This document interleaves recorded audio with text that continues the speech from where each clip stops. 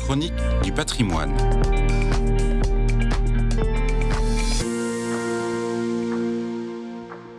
À l'est de l'Europe, les chrétiens slaves portent depuis longtemps une dévotion particulière à Marie, Mère de Dieu. Qu'ils soient orthodoxes ou catholiques, cette longue tradition perdure aujourd'hui. En attestent les nombreuses icônes mariales et les sanctuaires dédiés à la Vierge. Attardons-nous sur celui de Notre-Dame de Zarvanitsia, au sud-ouest de l'Ukraine, dans l'oblast de Ternopil. De rite gréco-catholique, ce sanctuaire est célèbre et attire de nombreux pèlerins depuis des siècles, à cause de l'icône miraculeuse qu'il abrite.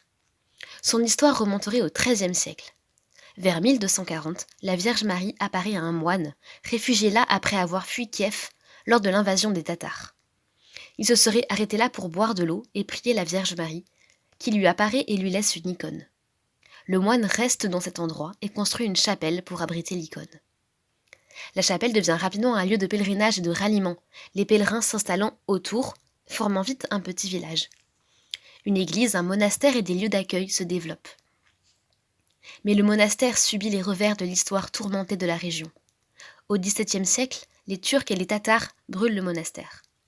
Au XVIIIe siècle, l'église en bois brûle à nouveau par accident. En 1944, le monastère est détruit à nouveau. La période soviétique est particulièrement difficile.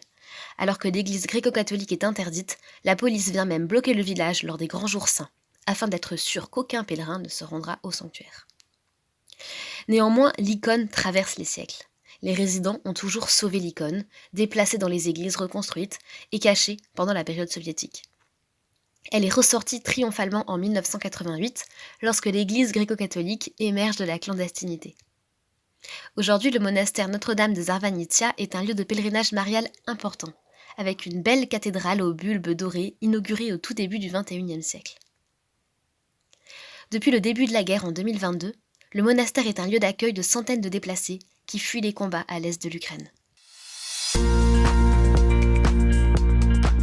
La chronique du patrimoine.